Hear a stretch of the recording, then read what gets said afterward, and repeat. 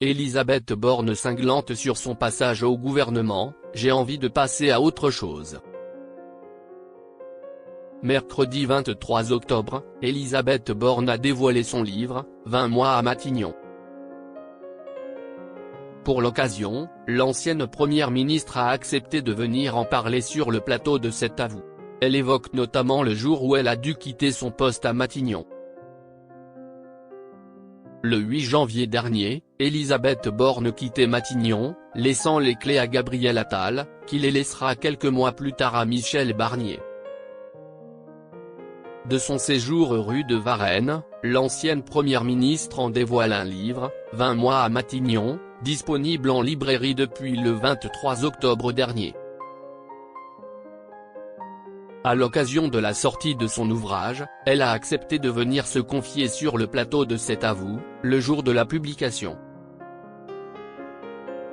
Devant les caméras de France 5, Anne-Elisabeth Lemoine évoque alors son départ du poste de première ministre, initié par Emmanuel Macron.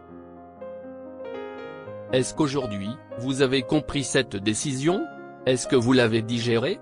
Et est-ce que vous considérez que vous avez été sacrifié par le président de la République? L'interroge l'animatrice. Alors compris, c'est une décision du président de la République et je n'ai pas beaucoup plus d'explications aujourd'hui qu'à l'époque, répond avec sincérité Elisabeth Borne. Pour ce qui est d'avoir digéré cette décision, la femme politique rappelle que dans le livre, elle se confie sur une période difficile qu'elle a vécue sur le plan personnel. Vous le voyez dans le livre aussi que j'ai eu une histoire personnelle difficile et au bout d'un moment, on relativise aussi, y compris ce qui peut être des contrariétés ou une insatisfaction, explique-t-elle. Donc voilà, j'ai envie de me tourner vers l'avenir et passer à autre chose.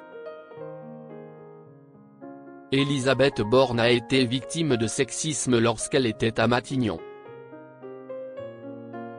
Dans son ouvrage, Elisabeth Borne évoque notamment les difficultés de son poste et les nombreuses attaques qu'elle a pu subir concernant sa vie privée.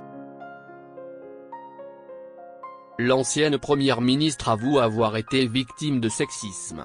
C'est vrai que je trouve que le sexisme continue à exister, pas seulement en politique, affirme-t-elle.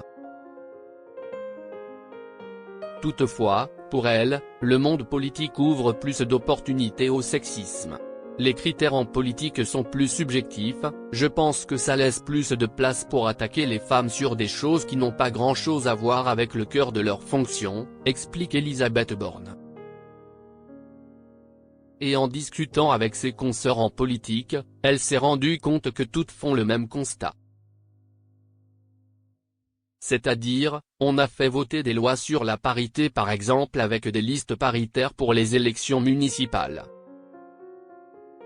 Ensuite, quand il s'agit de devenir maire, on a 80% d'hommes parmi les maires, affirme l'ancienne locataire de Matignon.